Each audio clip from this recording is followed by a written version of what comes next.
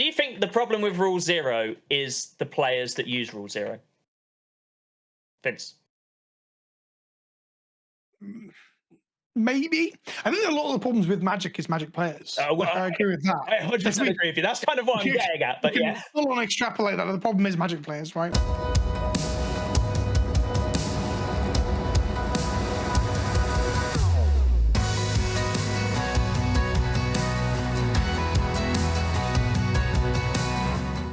Hello and welcome to the Omen Path podcast. Today we have a very special guest, but first up, Dom, how you doing, my friend?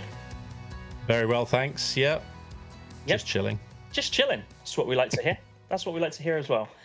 So, to our guest, Vince, or known as PleasantKenobi on the internet. How you doing, my friend? You doing well? I am good. I've had a plumbing emergency just before we turned the cameras on. Among many other technical hiccups. I thought my computer was on the brink. I had so many problems today, but my computer being on the brink can't be the reason my shower's leaking. So I think I'm just having one of those days, I guess.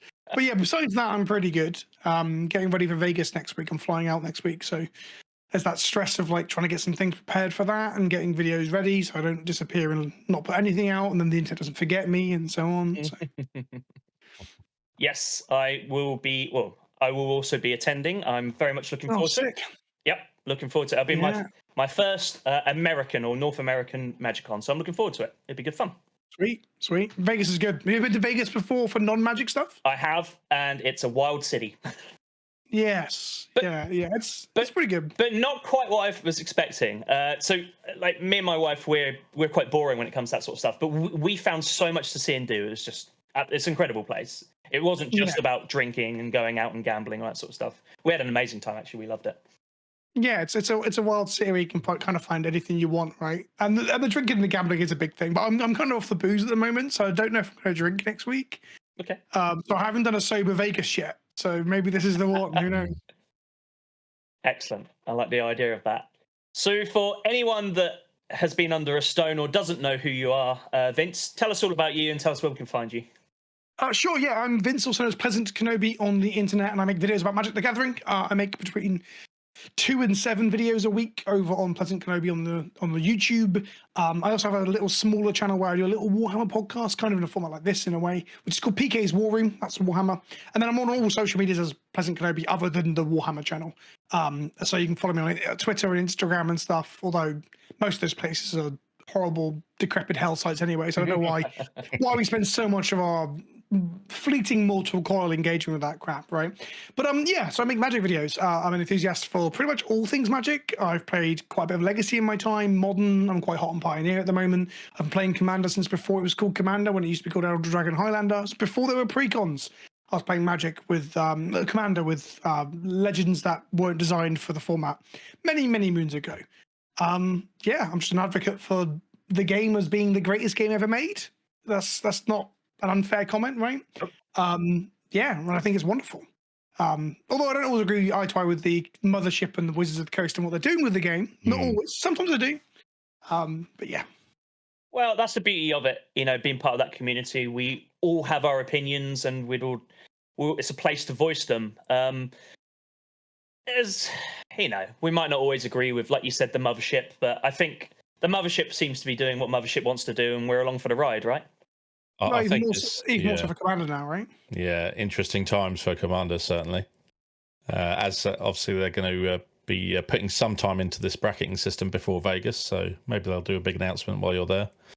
Well, it's meant to be ready prior to Vegas. Yeah. People said it was being rushed. Sorry, go on, Dom. I was going to say I was hoping it was going to be on the weekly MTG, but doesn't look like it was today. No, we've just been told that there's no European MagicCons instead. Yeah, great, perfect. Yeah, Dom was just telling me that before you jumped on. Actually, I was a bit like, So there's a little part of me that's hoping that's just that announcement will be further down the line, hopefully. Yeah, I mean the tweets and the email that's gone out and stuff all says like it mentions like soon we'll see you all soon and Europe or something, like really cryptic, weird way of phrasing it. So hopefully we get like a 4th MagicCon announced later in the year, but they just haven't found the cheapest convention center yet.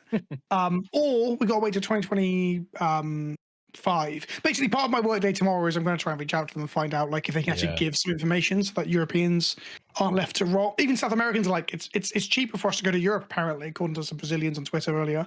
But so everyone wants to know there's something outside North America. Come on, Wizards. Like the crazy thing, talking of Brazil, actually, I'm sure you've had correspondence with people in Brazil. That the price difference just blows my mind compared to what it would be in Brazil to even to North America or Europe. It really blows my mind. I've had a few correspondence from people, and they've, oh, well, did you know it cost this? And you're like, no. And then you look at it, and you're like, oh my good lord, like, it's big difference. Crazy. It's wild, really. I wouldn't speak to like the exact pricing, but I know it's like multiple days worth of wages and stuff will cost you like a box and things like that. 100%. And you should, I guess in our own like, I don't know, European or Eurocentric ignorance, you kind of assume that everything is evened out like that in the global village. And then you hear about that, or you hear about like how you can like buy tailored suits in Vietnam for like 10 quid or whatever, and you realize that actually the currencies haven't evened out like you would assume. Yeah. And Wizards, I mean, what can Wizards do? Brazil, the whole thing with that is really weird, right? Because if Wizards like tries to actively make the prices of cards in Brazil cheaper, then you get this weird like export black market where people are just buying in South America and shipping out. So it's a really weird, like, difficult thing to fix, I guess. Not to defend them too much, but no, it's just it's the oddity that I found really bizarre, because it's like I said, it's probably about 35-ish% more expensive than say US dollar or even British pound or whatever, but there seems to be less of it being brought as well, which then makes it more expensive. So it just it's because of income, right? Oh, it's not just a difference. Like there's less being bought because people just can't afford to play it. And it's a thing that I think Magic might face on. I've been talking about this for a while now, that the pricing of Magic has gone up and up and up. The bottom end has stayed, it's gone up a little bit, but the top end has ballooned out, right? And then when you look at the games in game stores, you look at like the price of One Piece packets or boosters of Pokemon, it makes our game look like a joke. Like we look like the parody of card games with like £25 boosters and stuff. So rich man's game, or rich person's game, perhaps. Yeah, I mean, I don't have any issues with having layers and levels for everybody, but I think that bottom line needs to be the bottom line, and it needs to be accessible to people. That's what I've always thought. Well, they launched 0 rare boosters this year, didn't they, in Target? I never did my follow-up video because some people opened them. And they were like, and they came out and they were like $3.50 anyway, so like $1 cheaper than a normal booster, and you can get 0 rares in them. Because it was like, oh, if they're $1, they're great. And like, even at $1, I think they're trash. But they're not $1, are they? No, they're $3.50 impulse buys in Target. It's terrible. I always worry about that sort of when you see them in stores. We don't tend to see it over, or I've never seen it in the UK here, but yeah, I've not seen them in Europe. But when you see them over in the States, it always worries me, because you always sit there and think, well, how have they been packaged? How have they been produced? Have they been a bit selective with what's in them? I don't know. I don't know too much about the product, but it's just like it's a much lower chance of rares to get $1 shaved off the price, and then to put them as impulse buys at Target for a Walmart for kids. Matt, it feels. Trading cards are inherently a little bit problematic in terms of how predatory they are with the gambling element. I think a bit of gambling is completely fine, but it's funny because like America and other parts of Europe have more difficult relationships with gambling than say the UK does, right? Yeah. And then they just have this sort of thing to like get kids to impulse buy 0 rare boosters at $3.50 with their mum. It's bad. Yeah. But anyway, that's not the topic of this video. No, it's not. It's not. The topic of this video, we're gonna try and really dive right deep into the Rule Zero conversation. This could get very murky. This could get very confusing. But first off, I tell you what, Dom, what's Rule Zero to you? To me, where to begin? Okay, well, I mean, the Rules Committee, a former Rules Committee, have said it's a way of changing the rules so that everyone has fun. As simple as that. So you have and that leads into like the social contract of it's supposed to be a casual format. So you have a little discussion before the game. What kind of power levels are we playing? How long do we want this game to go for? What turn do you think your deck might try to win on? And, is your deck filled with infinite combos? Is it going to win through combat damage? All that kind of stuff to kind of cater the experience to everyone's tastes. That would be my thoughts on it. I also think that it sometimes doesn't exist for a lot of players, but that is the next we'll get into that. Okay, we'll touch on that a little bit. What about yourself, Vince? What's Rule Zero to you? What does it look like to you? To me, what it looks like is it's relatively absent. Like the amount of like games I've played when no one has that conversation, and sometimes it goes fine, and then sometimes it goes lopsided, or sometimes you have the conversation and it just wasn't even remotely close to actually achieving what it's set out to be. I think even like people who aren't that terminally online, like people like us, are like vaguely aware of the idea of having a conversation before a game. I had a game at a new store down in Southampton this week where we tried to engage in a conversation like this, and he said something like, "I don't have any 9s or 10s." We were like, "Okay." I mean, my friend looked at it like immediately, we're like, that's a weird statement, and we looked at each other. And then what it turned out was what he thought his 8 was like some slightly modified precon. And then I felt like the ass because I played the One Ring, and he was like, "What's that doing there?" I'm like, "Oh, okay." So it was like the Rule Zero conversation is kind of like a no-brainer that there should be a discussion around the social element of a game that is a format that is inherently social.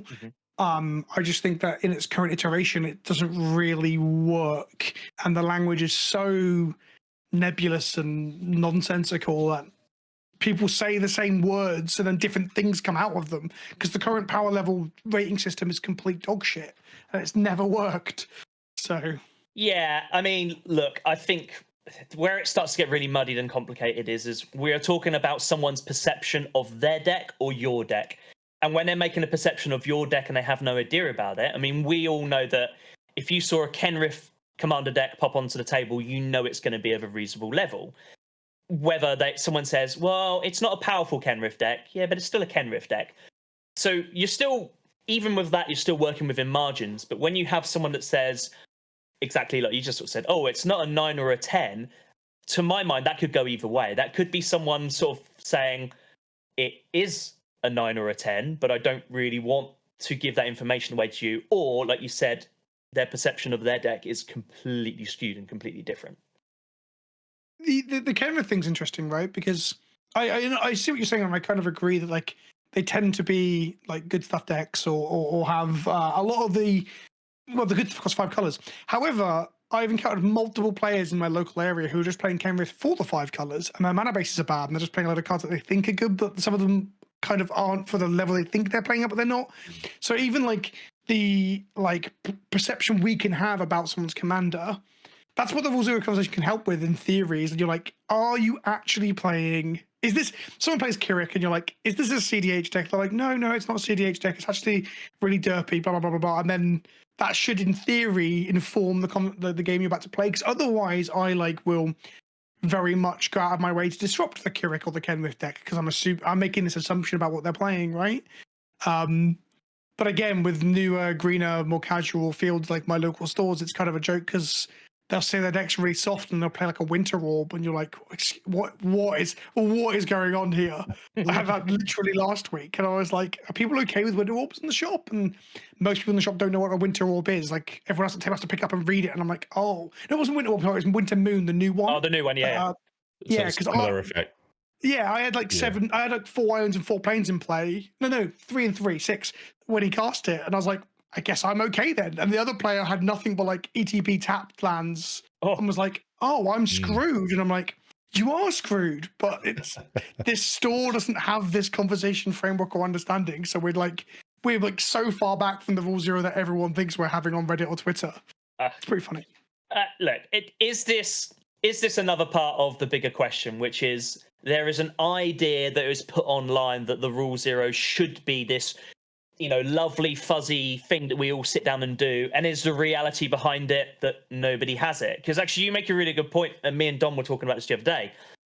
There'll be a general conversation within our pods, our LGS, but we don't sit down and have the Rule Zero conversation because we generally know people, or we know someone that's sitting down that is new, and we talk to them, what command you're playing, how about, you get that information out of them instead of the stock sort of Rule Zero questions you'd normally answer sort of thing. I think it also depends on whether they're new players, very experienced players, competitive players, or relatively new, but they're getting their head around it.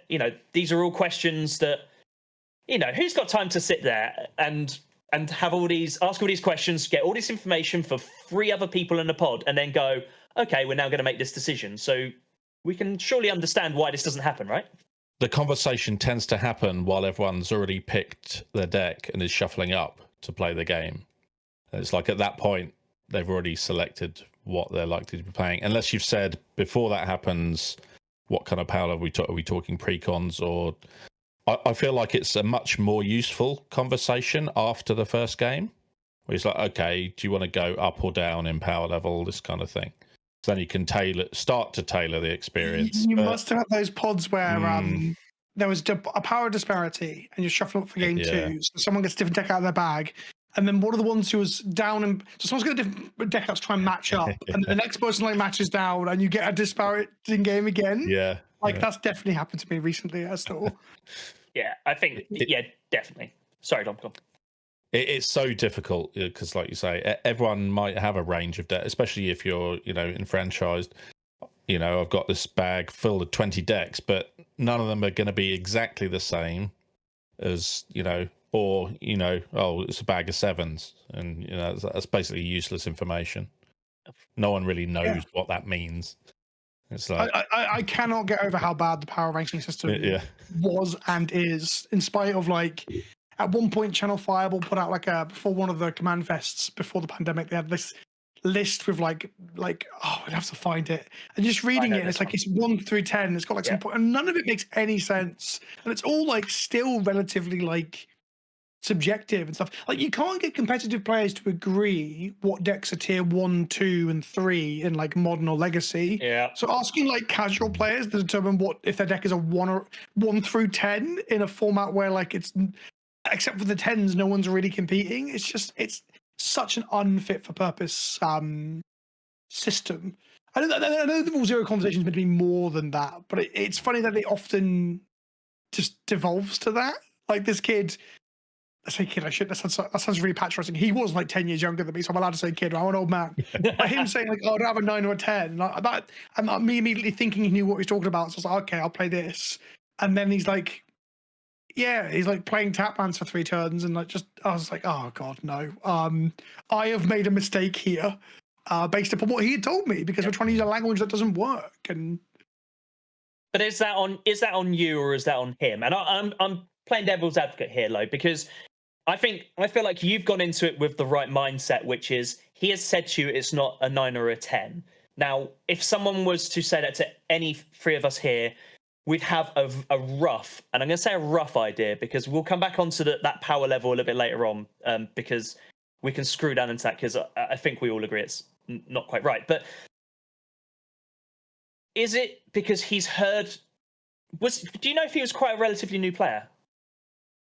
I got the impression he was, but I don't want to badmouth him too much in case he randomly stumbles across. He did make an actually correct statement, right? It wasn't a 9 or a 10, but what that he is say true. is that it's a 5. I think the full conversation was I avoid numbers anyway, and he was like, oh, I've got all sorts with me, but no 9s or 10s. I said, oh, okay, we can play on the upper end of things. And then his deck was an upgraded precon that just played big fatties and then got really outclassed by everyone else doing just things that were not playing big fatties and stuff. And so I think he was, but there's that thing as well, I think he was newer, but he didn't want to give up that he was new, right? Because there's that layer of social awkwardness of I don't want to make out that I'm the noob or the scrub here, so I'm not gonna not put that info forward. When I think there's nothing embarrassing or nothing wrong with being the new person at that table, but a lot of Magic players do not want to admit to that, right? Or they'll tell you 5 turns in, oh yeah, I've been playing for 3 weeks, to explain why they're reading every card. And you're that's perfectly fine, but maybe that would have been good information before we'd shuffled up and deployed our first 5 lands or whatever. Yeah, I've already got my starting hand. So. Yeah. I'm already comboing you. No, I'm joking. That's not really how I play Commander. But you're demonstrating an Underworld Breach loop with Brain Freeze, and they're like, I was born yesterday. And you're like, oh, fuck, I've really bucketed this one up, kids. But here, right, so you've just stumbled on something that I find quite interesting here, because with all the best will in the world, I will use the 1 to 10 system as a benchmark, just so we can have a conversation about this, because I know it's murky and it's muddy and all that sort of stuff, but let's just say we all sit down and we're playing like a 7 or an 8, quote unquote. What does it mean? let's push that to one side. I know. But let's just say, I don't know. I draw my starting 7 and I have got the nuts. I mean, the absolute nuts. And just say, for argument's sake, you two and our fourth person don't quite have the nuts. You know, they've got, you know, the turn 2 or a turn 3 play. They may do a bit of light ramping or something like that. That then looks very, very different when you're 4 or 5 turns in. Is that been me? But basically, what I'm trying to say is, has that mean just been incredibly lucky and I've just got the nuts from my deck? Because that can look like I've been disingenuous and sort of said, "Oh no, honestly, it's, you know, it's a high 7, a low 8." Yeah. Whereas actually, I am presenting the combo. Like, do you know what I mean? So this is where it can get really muddy and murky again, because your deck can do nothing, and your deck can do everything, and everything I in remember between. playing a game at Command Fest with you where you plucked out a deck. I can't remember who the commander was, but it's like you won on turn 3 or 4 or something accidentally, and then we shuffled up, played the next game. Yeah. And then we shuffled up, played the next game. Everyone had powered up their decks. You kept the same, and you did absolutely nothing the whole game long. It was brilliant. Yeah. So that will happen, but I think obviously, sometimes, you will have that turn 1 Sol Ring and get so far ahead. No one can stop you. But I don't think that is kind of relevant to the conversation. It's like, what is your deck capable of? Do you have infinite combos? What is your game plan? How are you trying to win? But when do you think you might end up winning? But this is why I think a better thing to say than but this is why I think it can be relevant, because if you sit down to a pod at a Command Fest, you know, where, you know, we've all been in this position, you sit down and you don't know anyone, it's fine, you sit there and have a conversation. If your deck does the thing and you're a bit like, well, I didn't quite expect that, you can come across as a bit disingenuous, or, you know, you come across as the dickhead of the pod. Do you know what I mean? Oh yeah, no, this is just my 7, but you've just come in and had the absolute nuts. Like, surely, maybe this comes because I come into a game and I want it to be fair and honest, and I don't want there to be anyone in that sort of position. I also hate it when you're 4 or 5 turns in and the guy to your left of you has literally kept a greedy one-hander, still isn't drawing a land, and you have to have that conversation of, come on, guys, you know, go find yourself a basic, get yourself in this game before it becomes any worse than it already is. Do you know what I mean? Like, so. Yeah, and that person's also on a 21 land deck, and they've already took 3 mulligans because they're abusing the goodwill of other people to fix their deck building problems. The question is, like, you're saying about like fast hands or explosive hands. That's like, say, in the world of where you draw your opening 7 from your 7, and you've got a crypt and a soul ring in it, and the pip of color from a land, and you're like, oh, I can cast my 4 mana commander on turn 1 or whatever. Like, so would you refrain from doing that if you thought your opponents were newer? Yes. Yeah, I would do. Particularly if I didn't know them. It's the same as I have a rule when it comes to board wipes, that when you get to a point in the game, I won't board wipe, because I think you're just dragging you're adding 30 to 60 minutes on top of someone else's. No. There are situations where the game's going to go another 60 minutes because no one can attack. Unless I'm going to look to win within a turn or 2.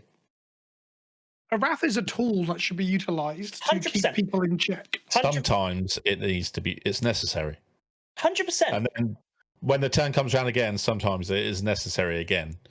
And I agree with you both. I truly do.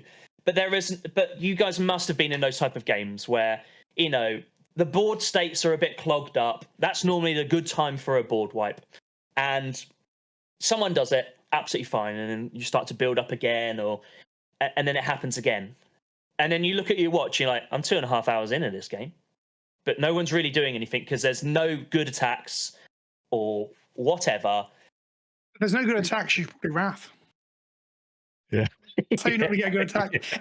I think that, like, I'm strongly against, and this is going to go very against what you just said. I'm really against the idea of telling people that, like, wraths extend the game length. They obviously can, like, in practice, that is a thing that can occur. Sure. But I think that, like, that as a as a cultural element is something that we should avoid, because it makes newer players or less experienced players start to like rabbit that opinion without any like backup or understanding of what the rationale behind it is.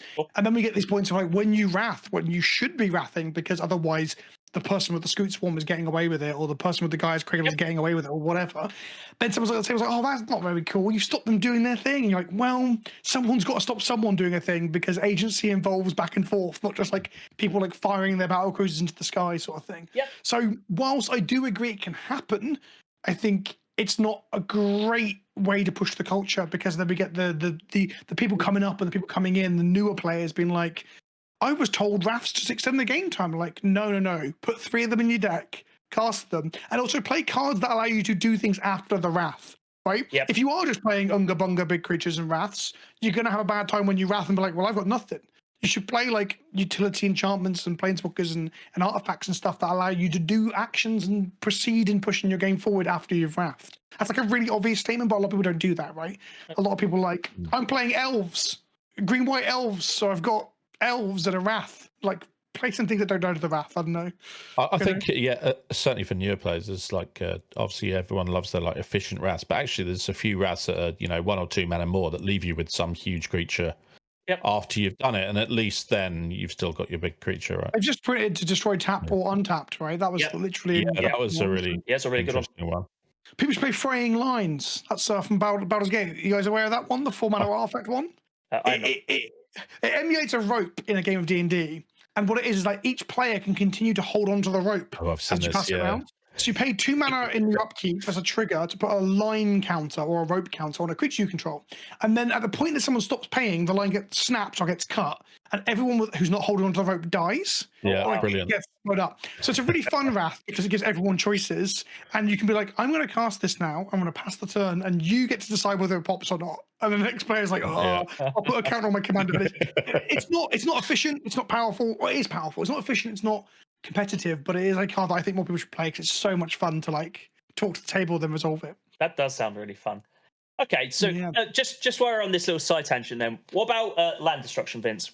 Do you think we should be playing more of it or less of it in EDH?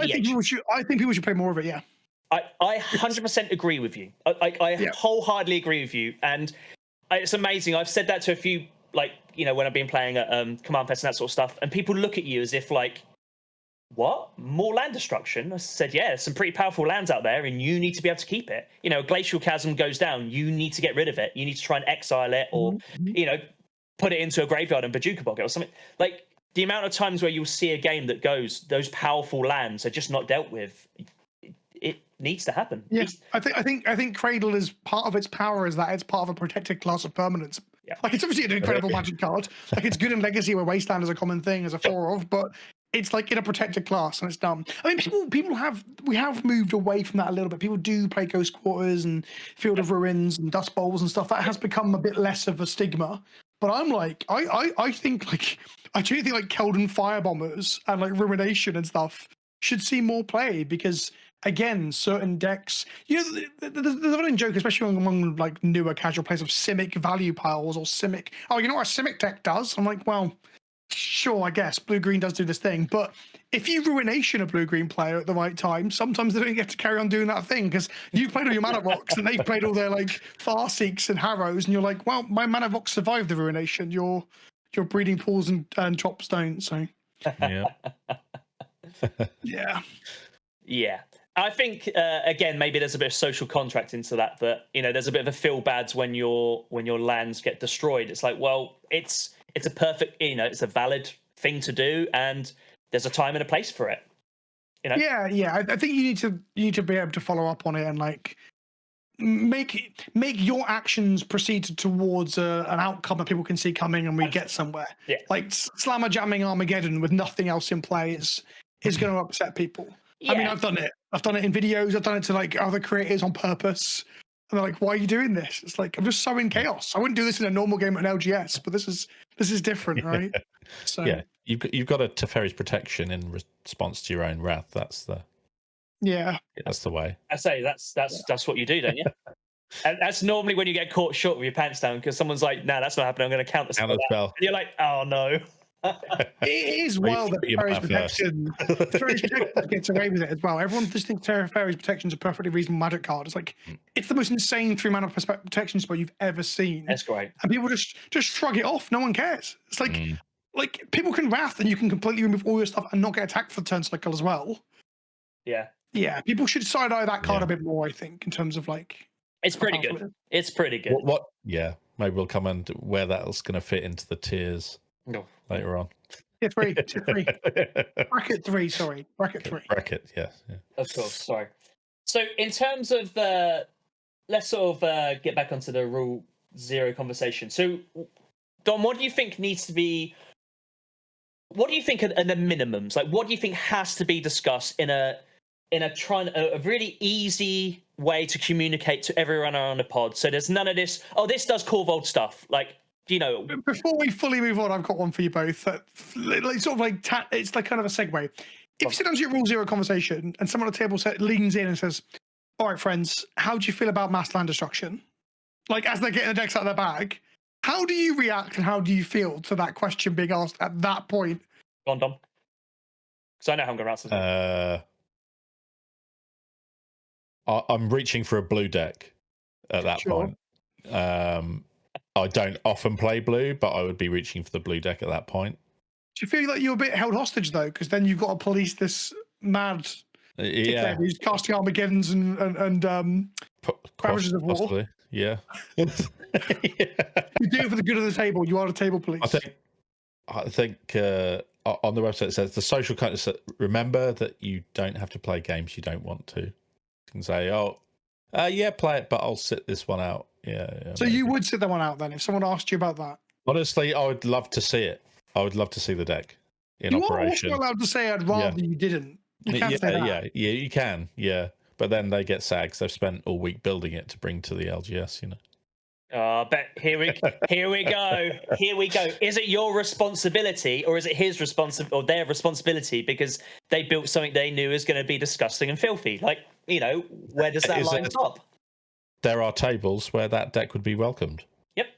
Yeah, well, you can either sit at them or not, I guess, is the, you know.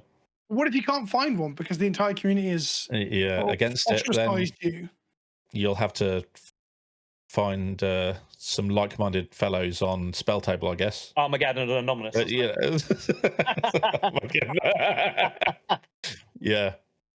Yeah, but you're right. Yeah, you might have poured all your heart and passion into building this deck, and then you turn up on the Saturday or whatever and then no one wants to play with you. That's I feel bad, but you might have anticipated that when you were putting the cards into the piles that you were. That shouldn't stop you from saying no, though. Oh yeah, because like extrapolate to a similar question of like, do you guys mind if I play my CDH Keurig deck, which is a genuine question that someone asked at like a pod at my local, and I was like, no.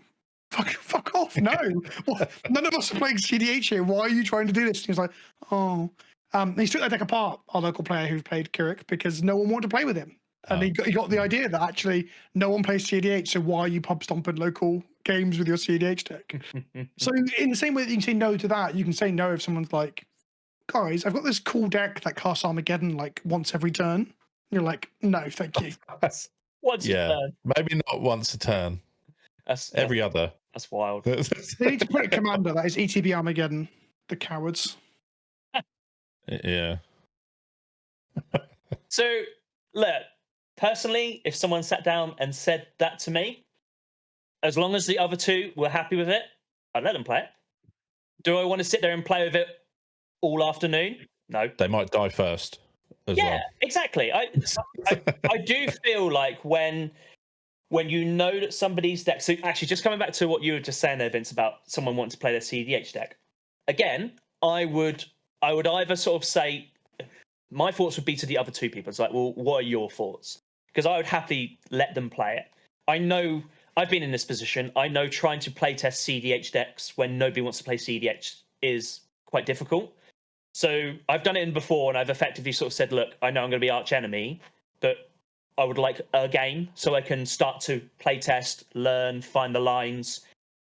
But I also make it quite clear to people, said, if you don't want to do this, just say, and I'll go grab another deck. Like, it's not like I'm forcing people or trying to get goodwill out of them.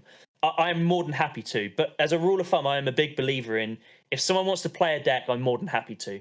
Am I going to get Ruinationed and Armageddoned, all afternoon? No. I would let it happen once and then maybe be like, come on, man, why don't you've had your fun. Why don't we, What if it's their only deck and they're new?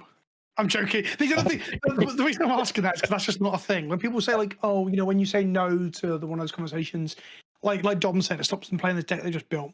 But that's a slightly different. But when people say like it's their only deck or whatever, which is like, a hypothetical that I've seen thrown around, like that's not true. No one shows up to a game store and asks those questions in that conversation who's carrying one deck. Yeah, exactly. Like, the only time that's ever really going to be a position is realistically, it's probably going to be someone that has no idea what type of deck that is. They've just read it online and thought that sounds fun. So maybe they're new to the game, thought it sounded hilarious, but doesn't quite understand. I'm going to say use like the social contract aspect of it. But so that's kind of really going to be the only person. But equally, everyone's got to learn somehow, haven't they? So, when someone then pulls them to one side and be like, did you have a fun day, my friend? He's like, I didn't play a single game. It's like, it's probably because of the deck you built. You do realize that's a bit rum. It's a bit disgusting.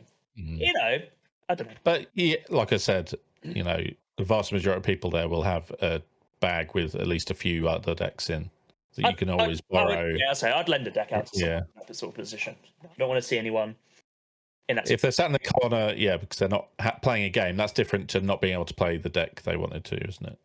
It's a bit different. But I'll be a bit wary of lending one of my decks to someone who's come in and they've got like Armageddon's hidden between their fingers. Like, do you know what I mean? That kind of person is a bit suspect, if you ask me. I would equally sort of say if this was someone, if this was in our situation when we're at an LGS or say our LGS and I either recognise them or then I'd be more inclined to sort of say, yeah, no problems. Are they going to be, clawing up my expensive, powerful decks? No, like 100% not. But I've probably got an upgraded precon that I'd quite happily let someone, catch them tearing up your lands. They're just obsessed with the idea of land destruction. Anyway, I think I'll destroy. I'm just prevailing this hypothetical like cataclysm. The T-shirt says #1 cataclysm fan or something. I'm a big fan of Cataclysm. It was a great crutch for mono white for many years. Yeah, I've cast many a Cataclysm in my day. Not most of them not in Commander, to be honest, but a couple in Commander. Just one or two. But I think really, so this is the thing, like about the Rule Zero thing. I think it can be really blurred. I think it can be really confusing sometimes. Dom said something to me off camera I thought was really kind of hit the nail on the head, which is, has the game outgrown Rule Zero? Was there a time when Rule Zero was, it was cute and lovely and sweet, the same as EDH, maybe towards the beginnings? Or has the beast grown up so big that Rule Zero is just a bit irrelevant now? I think EDH doesn't work without social conversation anyway, or at least some social element. So like there's an inherentness to the format that requires it. It's just that we don't have a very good language framework for it at the moment. This is why I'm quite up for the brackets. I think the brackets will actually give us, at least the ones who crave this, some people just ignore it and carry on like they do currently, and the things will world will keep spinning, right? Yeah. But yeah, I don't know if the game's outgrown it in the sense that EDH really only works when you actually all do agree to be on the same page to an extent. Yep. The games that break down and the miserable games are the ones where that doesn't happen, right? So I don't think it's outgrown it. I just don't think it's as easy to like codify Rule Zero as like people would like to. Yeah. I think there are some elements to that are pretty good, like the proxy conversation, like people asking, are we okay with proxies? Yeah. I actually see it as a bit of a red flag when someone says they're not. I'm a bit like, okay, that's fine. I can play with it without it, but it makes me feel like, okay, what? I don't get it. I don't really understand why you wouldn't let someone else at the table who's got less income than you play with the same cards, Yeah. But maybe that's a philosophical thing. And the other one is like I'm going through a phase of playing Mill in Commander. So I've built 2 different Mill decks, Jund Mill and Blue Black Mill. And both of them steal my opponent's stuff. Koram and Captain Nagathoth. Nice. So, Nice, so the other day, I told the table, this deck will steal your things. Is everyone okay with me handling your cards? And this kid was like, no, I don't want you stealing my stuff. And I was like, I then had to, I followed up with, just to like really level down here, are you being serious? And they were like, yes. I was like, okay, absolutely. Just needed to check because I can't play this deck then. And then the kid came round after a couple of games. They actually let me play it, and they were okay with it because they got a win in as well with their turn 4 combo. It's very strange. Anyway, so those are the interesting parts of the conversation, right? Because some people just do not want you handling their cards, whether that be like from some sort of like the expense of the cards or trust issues, or maybe even some like neuro atypical stuff, whatever. It's absolutely fine. So those things come up. They're useful parts of it. Like I think those are good things to talk about before you start playing a game of Magic. That's for sure. Yep. What about, say, something like, I know we've obviously talked about proxies, but what about like silver bordered? What happens if someone said to you, I've got a silver bordered deck and I think it's really interesting? Would you happily let me play it, Vince? I would ask you to clarify what you mean by silver bordered and which cards. Because if you were playing any of the legends from like Unstable or whatever, fine. If you're playing like Band-Aid, where you have to sing, you have to stand up and sing where you're like searching low for a land, I'm out. Like, I don't like singing. I don't like clothes coming off. Like any of those cards, the cards that absolutely go outside the confines of the game. And I've played Commander with those cards. Like, this is from experience. Like, we used to play in a library at Winchester University, and we already got kids. I say kids, they're the same age as me at the time, but walking through to go to the Union, and they'd shout Yu-Gi-Oh, Yu-Gi-Oh, because they're drunk and they saw other kids playing cards, right? Yeah. And then we had this guy who wanted to play silver border cards, and we let him, and he was singing, and he was taking his shoes off and putting them on the table, and people were walking past. Like, I was like, we already look like complete losers, which I can absolutely stomach. But you singing and taking your shoes off is just like one step too far, my friend. Please do not play those cards again. It's interesting because they did make them legal for a short while after the one of the silver border sets came out, and that was quite a fun time. But yeah, most of those commanders are really fun and interesting. Yeah. None of them involve you having to like do the floss or the okey pokey or whatever. I think I drafted it with some friends, and I ended up with I think it's Griselda the Monster Masher. So it's like you mash two creatures together, and it turns into one big creature with all of the effects, which is it's not too bad. It's just the next step of the evolution from Mimeoplasm, right? It's. But no, those commanders are cool. So some of that, yeah, absolutely. If people were playing like contraptions or stickers or whatever, and they wanted to play that, I'll be like, yeah, that's probably fine. I'd love to see this. I'm all for people playing like weird variants and stuff. Yeah. I put out a tweet a little while back where I wanted to play Ash from the Evil Dead in my command zone, who's a pure steel paladin. Yeah. With the chainsaw as like his partner commander. And overwhelmingly, I think it's like 67% were like, yeah, this is completely fine. Yeah. The other 30% were saying no, were like, well, I'd want to ask you questions about like, is this a pure steel paladin Cheerios deck? I'm like, well, no. If I'm making a thematic Evil Dead deck and it's just like pure steel paladin Cheerios, I'm probably a bit of a loser, right? So that is not my intention or plan, That was such a miss making it a non-legendary. I think I still can't get over it. It's probably the biggest secret lair fail I can think of. It was such a weird choice. Like his girlfriend who gets decapitated and buried out in the woods early on in the first movie is a legendary creature you can play. Meanwhile, he's just like one of a playset of 4 cards from Modern. It's weird. Sad. Yeah. I feel like I learned a lesson because then we got the Lara Croft one where it was actually a unique legendary. Yeah.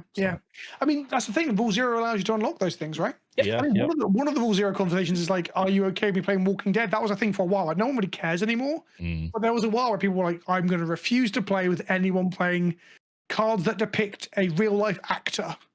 And then we fast forward like 3 or 4 years, and we've got like Hugh Grant on a Magic card. No one gives a shit. So yeah, exactly. How things change, hey? Yeah. I wonder if there are actually many of those players out there dying on their heels with a smile on their face, or whether they just went, it's not that bad, actually. I think the ones who really against they're probably gone, right? I think they sold their collections, and they're now over in Warhammer complaining about women or whatever. Like that's a bit too dismissive, but I'm sure there's quite a lot. If the Venn diagram isn't a circle, there's at least a large amount of overlap between those two kind of like committed causes, if you will. Yeah.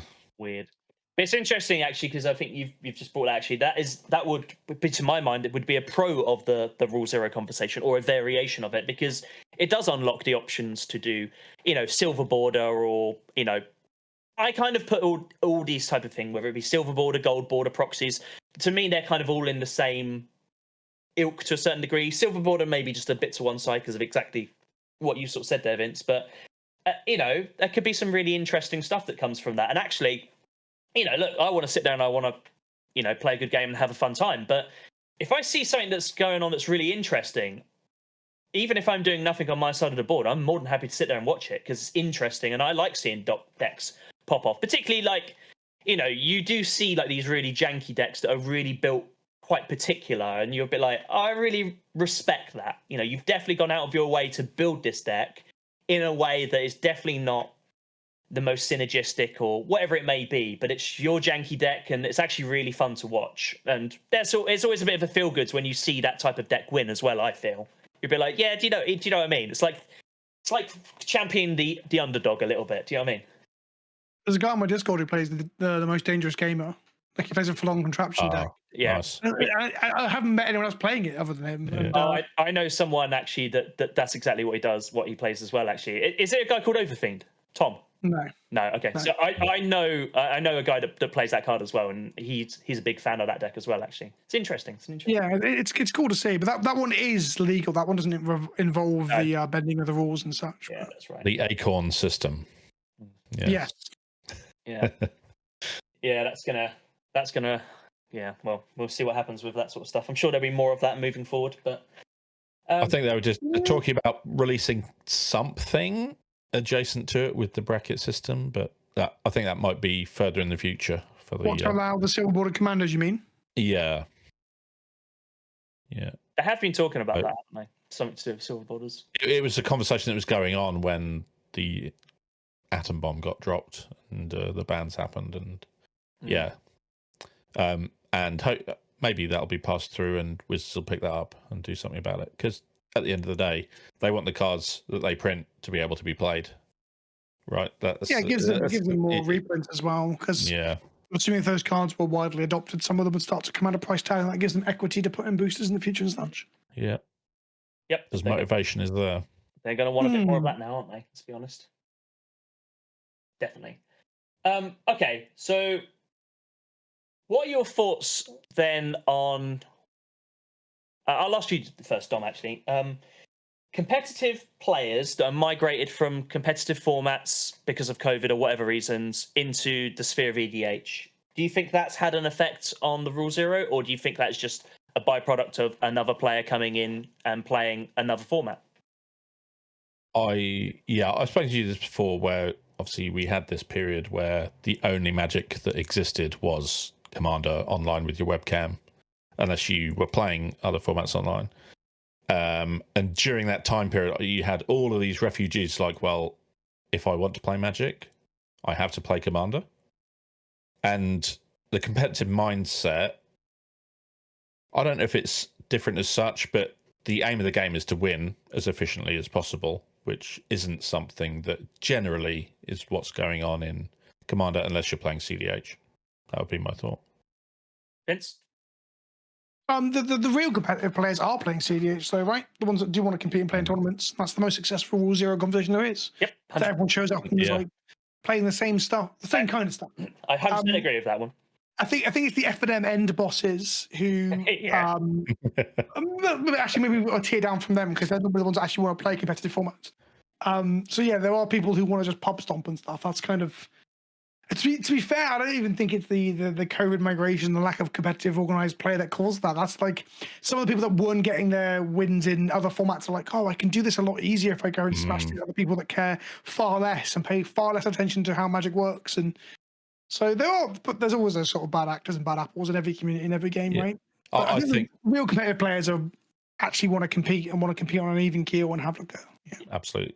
That's why I do pre-releases for that. It's a casual event still, but actually the aim is to win. Yeah. You don't hold back your bomb and limit it at pre-release, do you? No, exactly. Have you missed your third land drop? Well, sorry, I'm resolving this 6 mana flying Flampler. I'm really sorry. I love that. I love that a lot. I wonder whether, and I suppose this is a very small spur of what could be a problem. It is part of it, which is you've got someone that sat down, type. You've got a friend that you've sat down with, and you've got a third you have no idea, but he's playing something very mid tier, and you've got your fourth player that's played something very synergistic, does the classic pub stomp and off he goes sort of thing. I wonder whether that has some of the negativity that can be associated with the rule zero. I know it can be really, really difficult because unless you know someone's deck and unless you know someone, you're not really going to fully know. You're not going to be able to fully engage. Do you know what I mean? I'm not quite following. Are you saying that rule zero's got a negative rep because of those people? No. So not quite. I fundamentally think rule zero can be very confusing. And I think it's very confusing because we don't have a benchmark to put against. We don't have, let's say, arguably say the bracket system, which is, 1 to 4. My deck is a 3. Whatever that 3 looks like, it's a 3, whatever it is, 2, blah, blah, blah, blah. I think that gives things a bit more of an easier benchmark to put to. You can pin your flag to that mast of this is a 2, a 3, or a 4.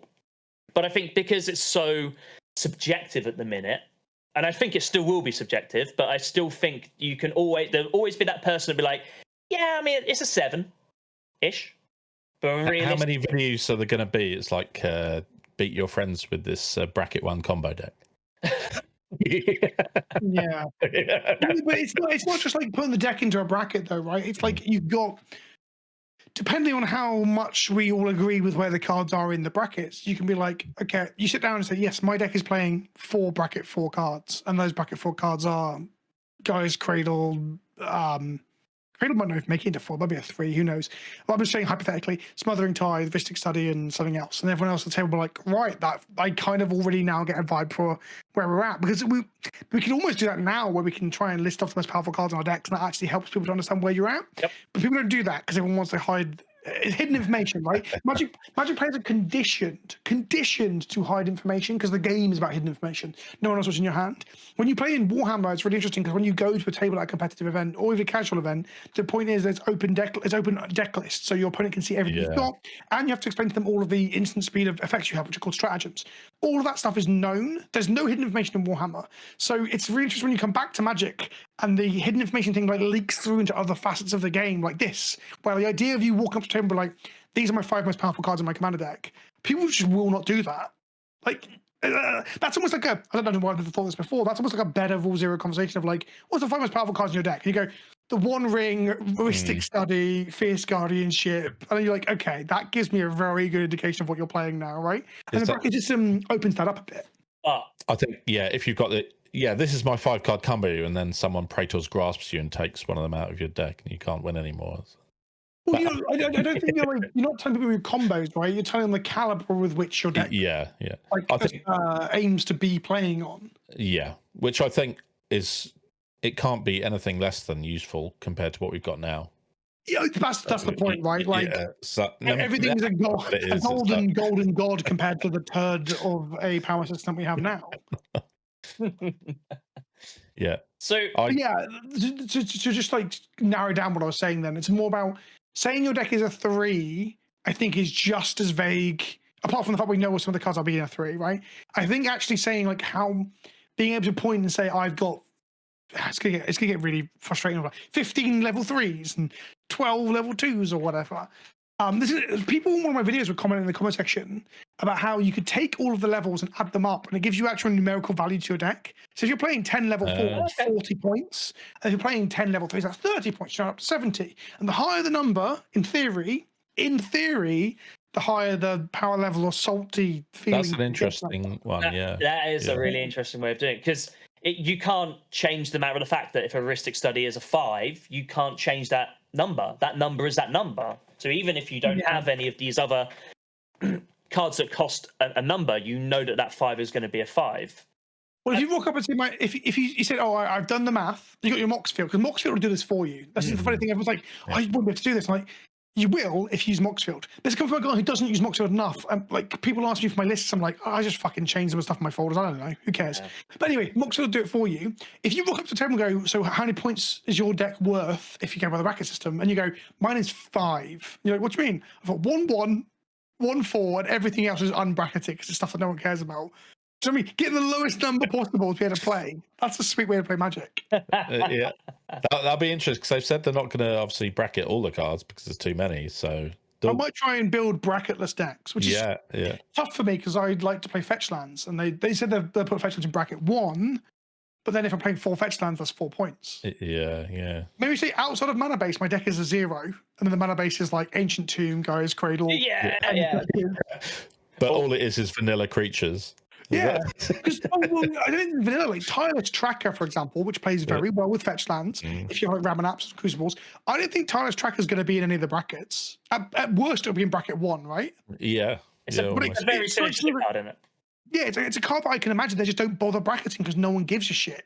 So I think there'll be an entire world, like a whole play world of like, I'm playing in the bracketless Wild West. Where like nothing is, but then there'll be outliers, right? There'll be a card like, oh, they didn't bracket 8 mana Ugin.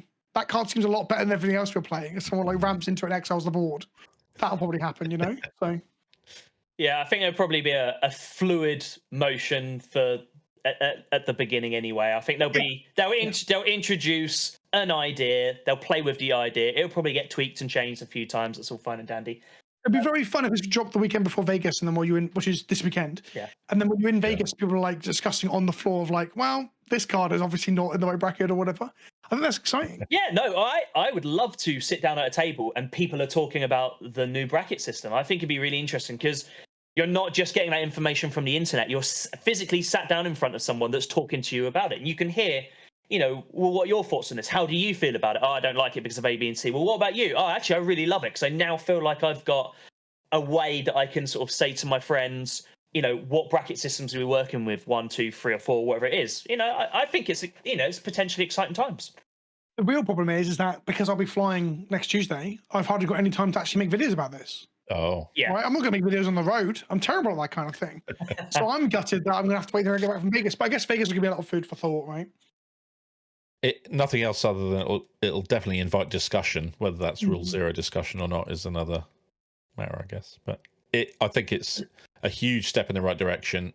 I'm really looking forward to what they release. It's going to be interesting seeing where some of my decks end up. So I want to talk about it. I want to talk about the bracket system. But I just want to tie the Rule Zero thing up. I want to just tie this up. Do you think the problem with Rule Zero is the players that use Rule Zero?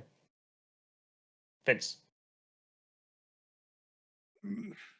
Maybe. I think a lot of the problems with Magic is Magic players. I agree with that. I 100% agree with you. That's kind of what I'm getting at. But yeah, full on extrapolate that. The problem is Magic players, right? Like, yes and no. It really, really does depend. Much like a Rule Zero conversation would. Yeah. But like some players are just like unable to have that kind of.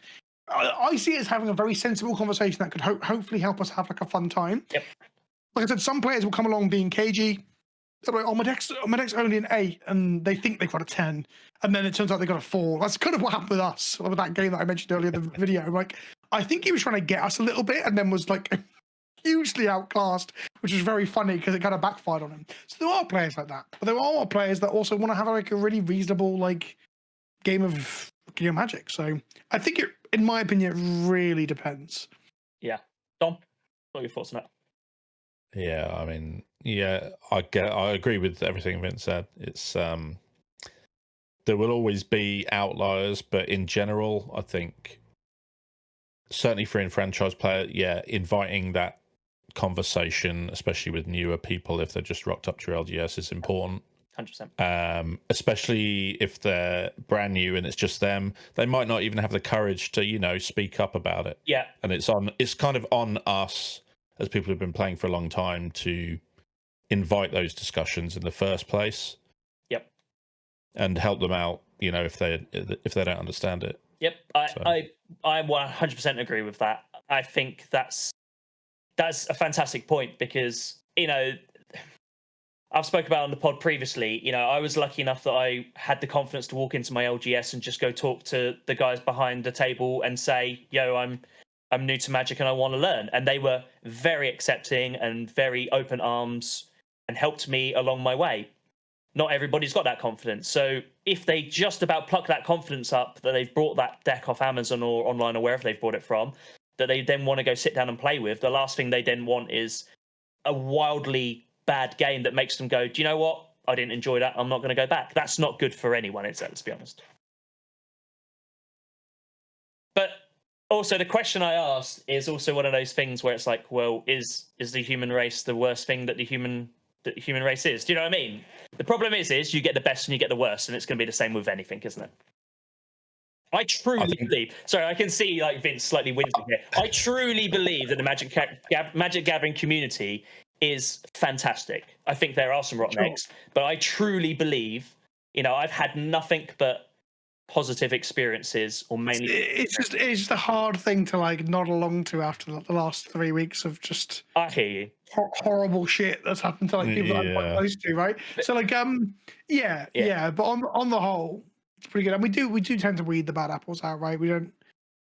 Yeah, we don't have an open Nazi problem like we have in Warhammer, for example. So yeah, Magic's doing all right compared to that.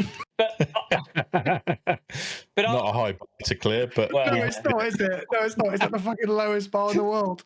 Are we also a little bit guilty of, you know, we read the most popular things online and we take that as the gospel, and when people are moaning that the bands were the worst thing in the world, or however you sit with it, you know, it feeds your views. Does that then skew our idea? Because I think, honestly, when you go to events, you sit down and you play with people, I honestly don't think any of that stuff matters. I really don't. I think people sit down, they want to play their decks, and they want to have fun, fundamentally. Yeah, Command Fest was a good example of that, right? You just went to it and everyone was pretty chill. I did have some people chatting to me who were like, oh, my plan this weekend was to get a memento, was to buy the textured Jeweled Lotus with some trading value at like JK cards or whatever. And I was like, whoa, I'm glad they banned it the week before, but the week after then for you, I guess. There's a bit of that. But no, most people at Command Fest were just wanting to play Magic, right? Just on a side note, actually, just because you brought that up, you must get plenty of people want to cause some sort of controversy with you, almost like try and call you out on things you said. Like, that must get old, mustn't it? Yeah. Well, what do you mean, sorry? Well, no, so what I mean is, yes. Yeah, I mean, like, so I know, you know, I've sort of read from tweets and things like that. Obviously, people like to, you know, they want to try and feel like they've got something to say that's against you, what you've said on a video or something like that. Like that must get pretty boring, mustn't it? Yeah. Being online gets old and tiring. Oh, yeah. I'm very outspoken. I'm very honest and very like heart on my sleeve as well, which gives people ammunition. Sometimes people try and get at me for my political beliefs or my feelings or whatever. People try and get at me for how I play Magic. People try and get at me for things I've said, like, you know, about cards or whatever. Didn't you say you thought this card was ban worthy or whatever? And like it's funny because on the whole, those things I tend to come out on the right side of history with. Like I watched my One Ring video the other day because someone said that someone had commented on like, you were full of shit when this got revealed or whatever.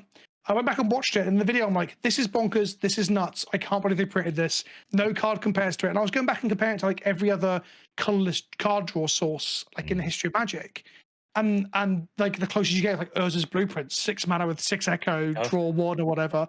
The closest actually that I didn't talk about in the videos is Reckoner Bankbuster. 2 mana thing that you pay 2 into to draw a card.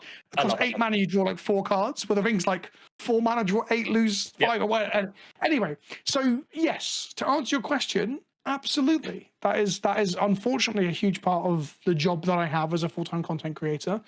And it only gets worse the larger you get. And you have to like sort of like weigh it up with the good. The good is overwhelmingly better, but Prof said it in the video where he talked to Josh Lee Kwai about Josh's reaction to the bans. He spoke about how you can have all the praise in the world and all it takes is like a stray rock, and he's referring to a metaphor for a bad comment, just clock you across the forehead, and your concentration and everything is on that stray rock, right? It's not on the love and adoration and praise that you've got from all the other people. So yeah, being an online personality is rough at times, and you've kind of got to have a thick skin. But I feel like my skin is like just worn down over the last 5 or so weeks, if we're completely honest. With I got brigaded in Warhammer. I got like people talking about how I'm clearly not a white man, how the phrenology checks out for the shape of my skull, for like just the weirdest shit. What? So that happened, and the bans happened, and the death threats. So it's friends and like shit in my comment section, and people giving shit to like other people. It's just, yeah. So in short, yeah, it does get real old. Most people don't do it in the flesh, though. Most people who are out to like kind of like be a dickhead online just don't have the energy or the cojones to do it in the flesh, I guess. And that's Not the a internet. couple. That's the internet through and through, isn't it? Yeah. You get. I had one at Command Fest Birmingham. It came up during my meet and greet to try and like talk to me about social issues and Warhammer off of the back of a video I'd made, and I was like, "Do you really want to have this fucking conversation right now?" Like, people in the queue are laughing at it. I was like, "Do you hate women?" It's like, "I don't hate women. I've got a girlfriend." I'm like, "Okay, cool. Well, this isn't the place for it. Goodbye. Can you? Yeah." Wow. Not to talk too much about me, but yeah, it's rough. People are great, aren't they? I mean, you operate in I this think space that is just the vocal minority at the end of the day. Don't I you? agree. And Yeah, people just people have are nothing great. better to do.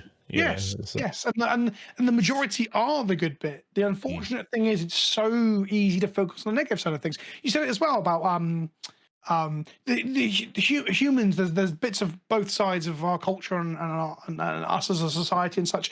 But unfortunately, with online social media and the complete bombardment of information, it's really, really hard to focus on the positive. Yeah. Especially when like algorithms and such notice this. It's not that algorithms feed us the negativity on purpose, but they notice how we react to it. If we react to it by lingering on it and watching for a bit longer, the two things it'll feed you are women in gym trousers on Instagram and the horrible news cycle. They're the two things they know. Like, you linger a little bit on, and now it's just in your feed. So it's and that's whiplash as well. Anyway, Yeah.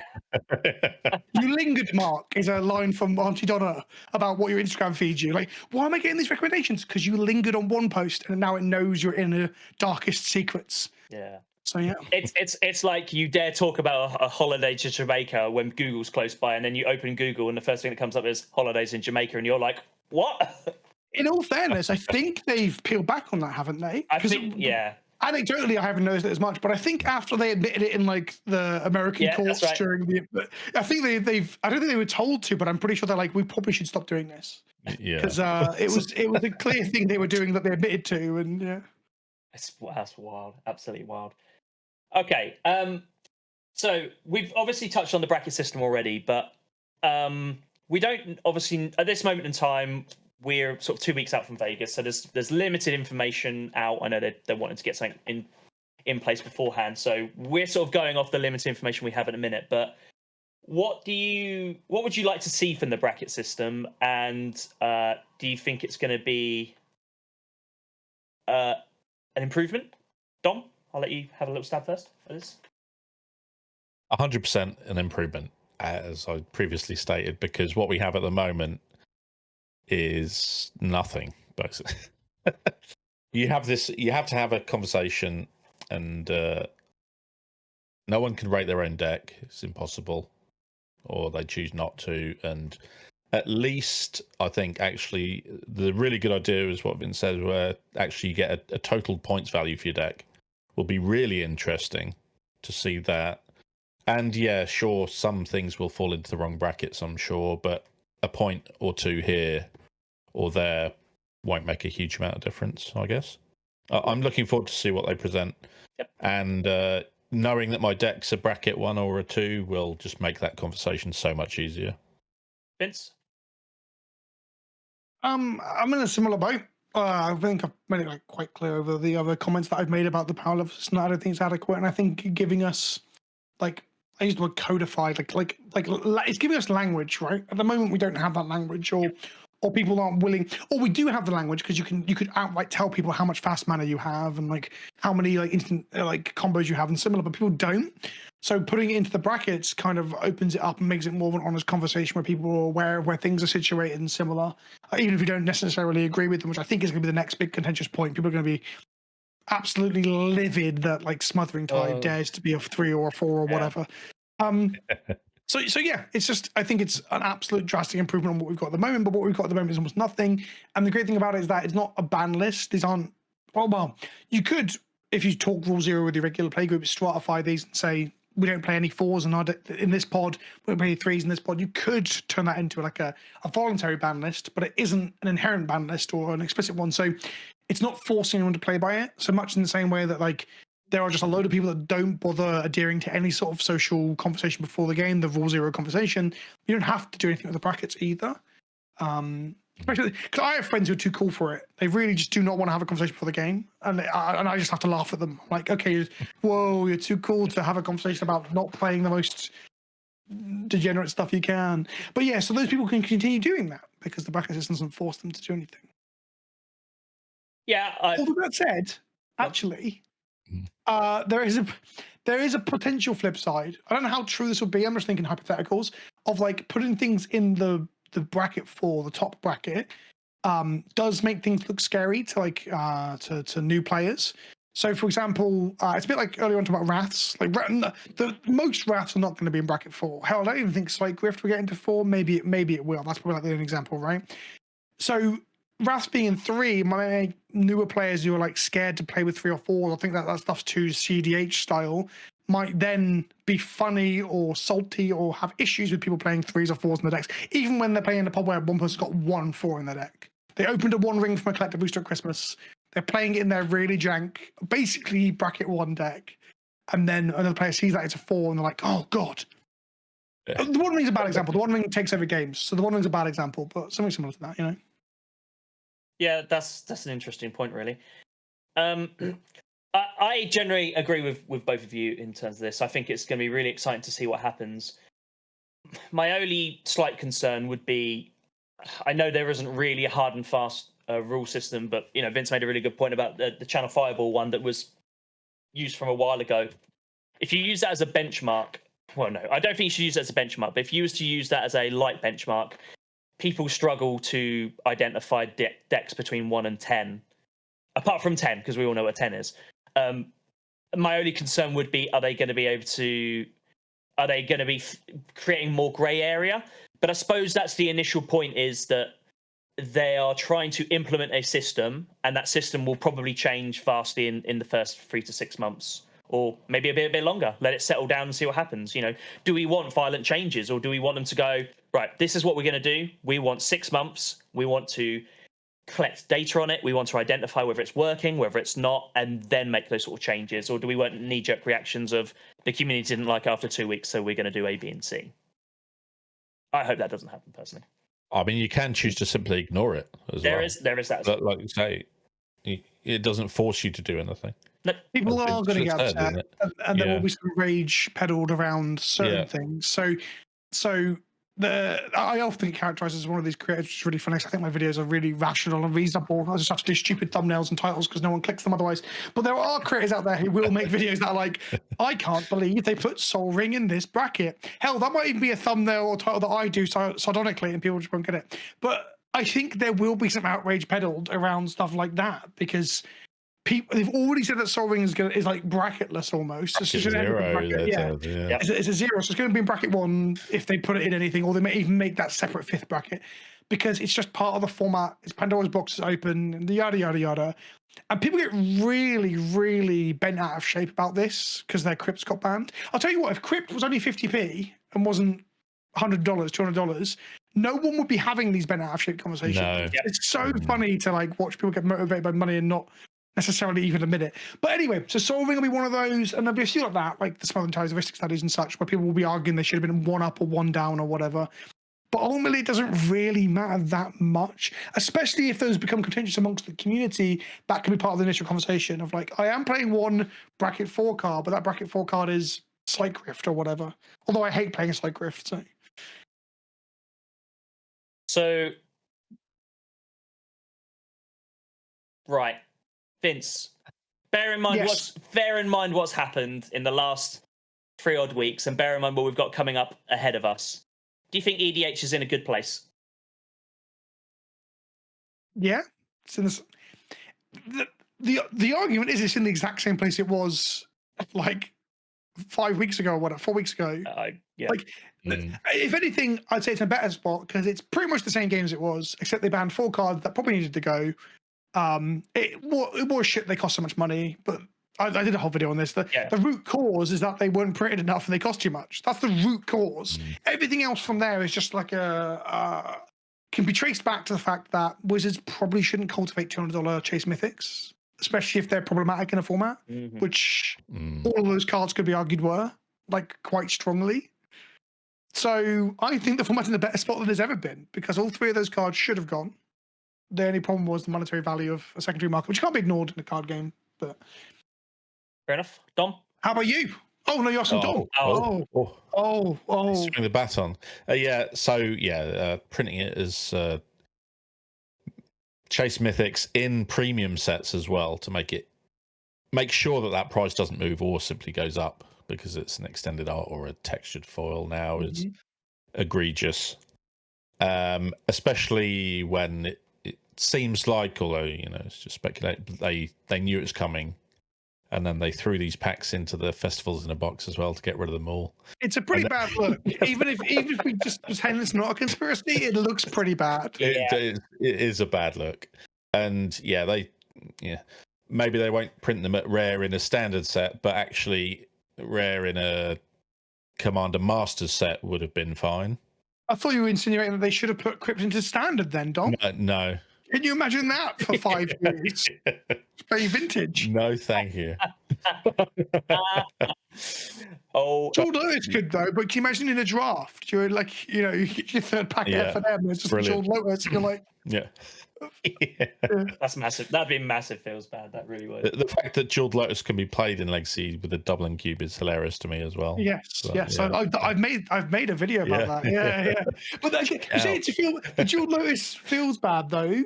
Sometimes you open if you aren't redrafting rares and you open a $200 rare that's not in your deck, you take the $200 rare and you don't feel that bad about it. F&M.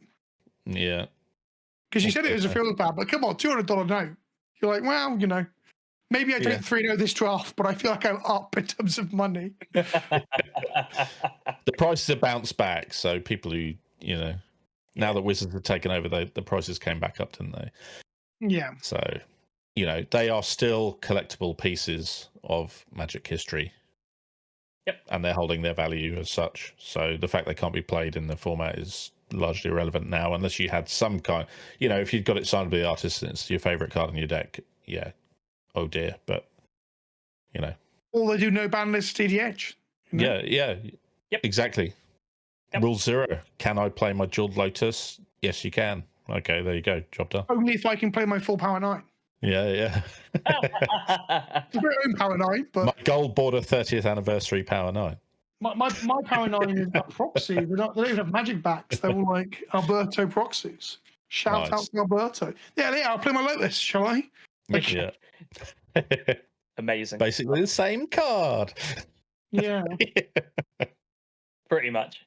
I mean, look, I actually wholeheartedly agree with what Dom said, which is nothing has really changed in my mind. Yes, they've banned 4 cards. I personally differ a little bit. I actually think personally Nadu was obvious that had to go.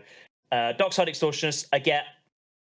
I actually think they probably should have just done those 2 and then said we're keeping an eye on Jeweled Lotus and Mana Crypt. I think the community would have just accepted that considerably better.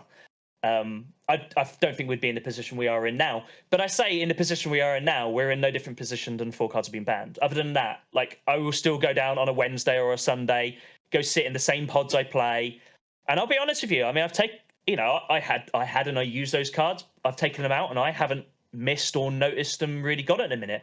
Maybe it's because I haven't played enough games since they've been gone, but I just don't think we're really seeing that much of a change. You were doing stuff like CDH. I know there's been big changes there, but from the side of things that I'm involved in, they've been very accepting of it, and they're like, okay, well, we'll use it as a shake-up, and we're going to see how the meta flows, and it gives them an opportunity to build new decks and see where they finish up. So that's got to be a good thing for them as well, isn't it?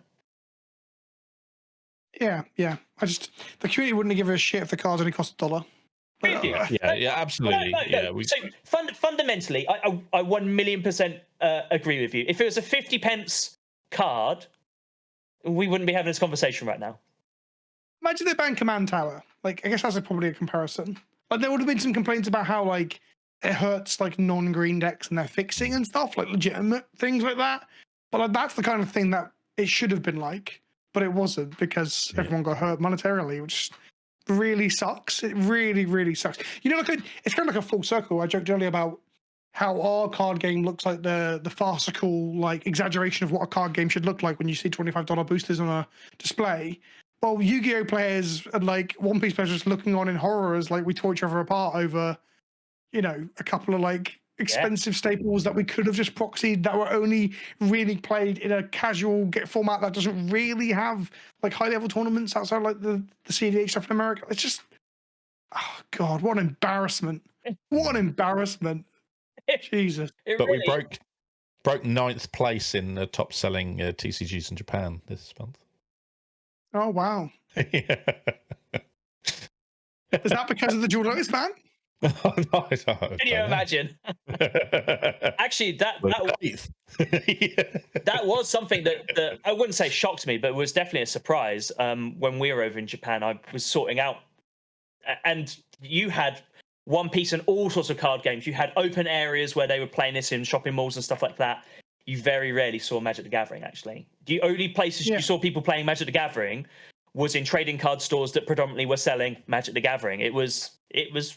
I reckon you probably saw 10 or 15% of what I saw would have been Magic the Gathering. Everything else was, you know, there was a lot of One Piece and a lot of the other trading card games. It's because it is. Magic always been out of the top 4, hasn't it? And then Bandai released like 6 games, which pushed it further and further down the pole. It's interesting because they do so many Japanese exclusive promos and things that I wish they would release over here, but obviously it's because they have to put in that effort to get up there. Yeah, to 9th place, right? If they didn't do that, they wouldn't be on the list, I guess. They should be making animes and more comic books and all that sort of stuff. Yeah. But well, apparently the TV show's back alive. It's in its 3rd or 4th iteration now. It got action and then swooped straight back up, didn't it? Well, I think they have to. I think that what happened with the show was that it had been like canned and restarted, and then it was Brandon Ruth who wasn't aware. He was the voice of Gideon, so he had said, "Oh no, it's all been canned because I'm not involved anymore."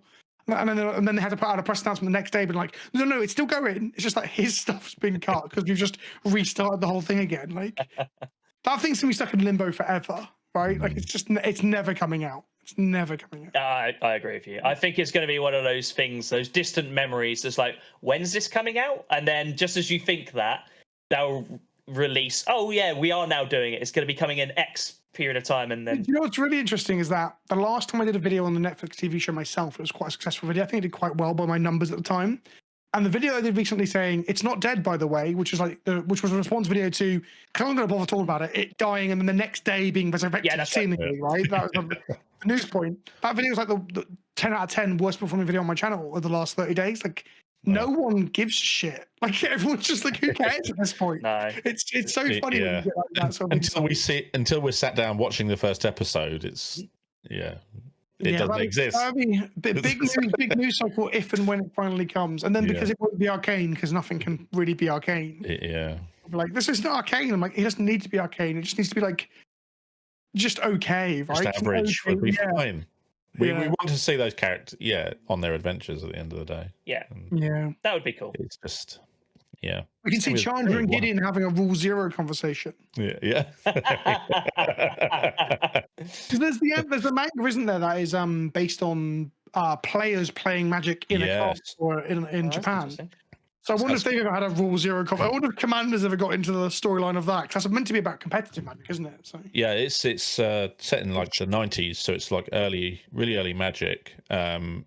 I think Destroy All Humans or something like that, isn't it? Yeah, Destroy All Humans. They can't be regenerated is the name. Yeah, it's the rough translation of the context. Yeah. It's coming out in the UK, I think, in early November. It's already been unleashed in the US. Something for me to buy and never ever read. Yeah, but you do get promo cards with it. And stuff that I've never read. Yeah. I think you get the first promo card is a Diabolic Edict. I think so. When you buy the volumes, you do get promo cards with it. Sweet. We're going to get promo cards that are probably not playable by today's standards. They're all certain paragraphs out of the game, right? But unique art or old style art anyway. It'll be interesting. I'll probably pre-order it and and give it a read. Apparently, it's quite. Yeah, me too. So. Sounding that sort of whole idea of getting a promo card with a book or a magazine is sounding very Mana Cryptish, isn't it? Or the original. Mm. Maybe this is going to happen again. Yeah, maybe you'll get a Mana Crypt as well with every issue. Yeah, can you imagine? Horrific feel bad that would be. Okay, I mean, look, a lot was talked about there, and I knew this was going to happen, but I feel like we're probably no further forward with the Rule Zero conversation than we were beforehand. But there's a glimmer of hope with the bracket system. That's the way I summarise this. So basically, we've just had the exact same experience as having a Rule Zero conversation in Commander, where we've got no further forward. We're just going to pick the decks that we're going to pick anyway. Yeah. I've already shuffled up. I've already drawn my starting hand. Yeah, exactly. Yeah, it's a 7. I've said I'm already in turn 2. I'm already in turn 2. I'm like, hurry up. I said I'm going to play my Tree Bid deck, and I'm going to play my Tree Bid deck. I don't care what you guys say. It's already, we're already in the mix of that. Awesome. Right.